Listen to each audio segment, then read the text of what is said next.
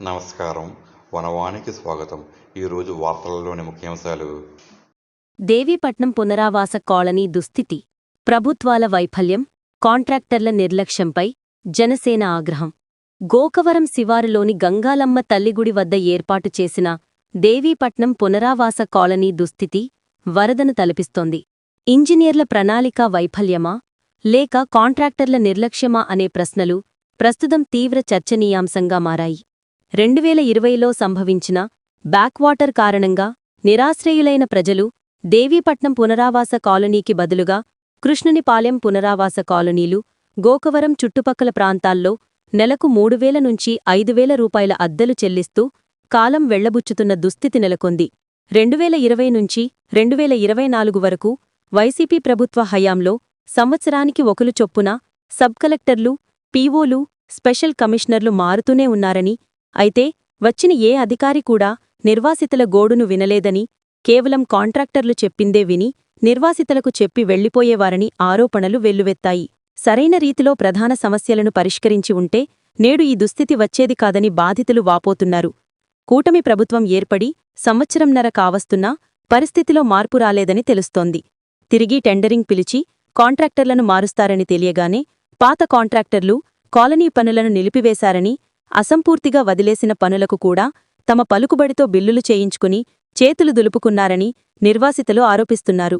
కూటమి ప్రభుత్వం ఏర్పడ్డాక వచ్చిన కాంట్రాక్టర్లు సైతం నామమాత్రంగా పనులు చేశారే తప్ప పునరావాస కాలనీకి ముందుగా నిర్మించాల్సిన సేఫ్టీ వాల్స్, చుట్టూ నిర్మించాల్సిన డ్రైనేజీ వ్యవస్థను నిర్మించడంలో విఫలమయ్యారని, ఒక విధంగా చెప్పాలంటే గత వైసీపీ ప్రభుత్వం, ప్రస్తుత కూటమి ప్రభుత్వం రెండూ కూడా నిర్వాసితుల పునరావాస కాలనీ మౌలిక సదుపాయాల కల్పనలో వారికి న్యాయం చేయడంలో పూర్తిగా విఫలమయ్యారని ప్రజలు ప్రశ్నిస్తున్నారు.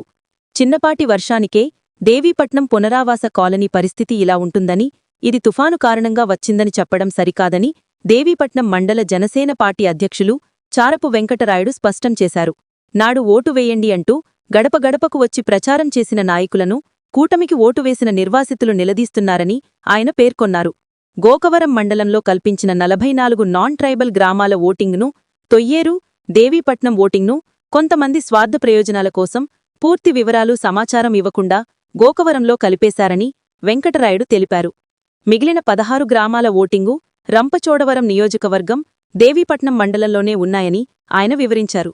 ఈ సమస్యపై జగ్గంపేట నియోజకవర్గ శాసనసభ్యులు శ్రీ జ్యోతుల నెహ్రూ, రంపచోడవరం నియోజకవర్గ శాసనసభ్యురాలు శ్రీమతి మిరియాల శిరీషదేవిలను కలిసి చర్చిస్తానని చారపు వెంకటరాయుడు తెలియజేశారు.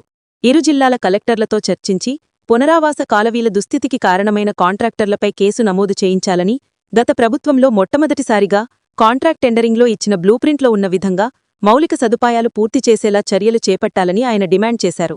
ఈ సమస్యను జనసేన పార్టీ అధ్యక్షులు డిప్యూటీ సీఎం కొనిదెల పవన్ కళ్యాణ్ దృష్టికి, అలాగే కూటమి పెద్దల దృష్టికి తీసుకెళ్తానని ఆయన ప్రకటించారు. వచ్చే వరకు కూడా ఏం జరిగిందంటే గత వైసీపీ ప్రభుత్వంలో సంవత్సరానికి ఒక సబ్ కలెక్టర్ని, అలాగే స్పెషల్ కలెక్టర్ని మార్చడం ద్వారా ఏ పనులు కూడా ముందుకు సాగలేదు.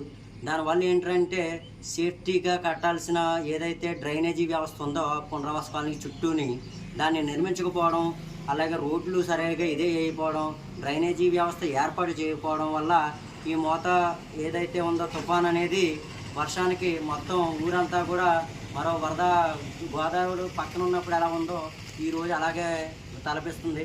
అయితే దీనికి ప్రధానంగా కారణం ఏంట్రా అంటే అధికారులు నిర్లక్ష్యం ఒకవైపు అయితే, కాంట్రాక్టర్లో చెప్పిన ఏదైతే సమాధానాలు ఉన్నాయో నిర్వాసితులు ప్రతి అధికారికి వచ్చిన ప్రతి సబ్ కలెక్టర్లకి, స్పెషల్ కలెక్టర్లకి వివరించేద్దామని చెప్పి ముందుకెళ్తే వాళ్ళతో మాట్లాడేవారు కాదు.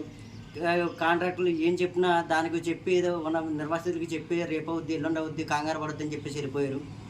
ఈ రోజు వరకు కూడా దేవీపట్నం పునరావాస కాలనీలో సీసీ రోడ్లు కానీ డ్రైనేజీ వ్యవస్థ కానీ లేకపోవడం వల్ల ఈరోజు ఈ తుఫానుకి ఇదైంది.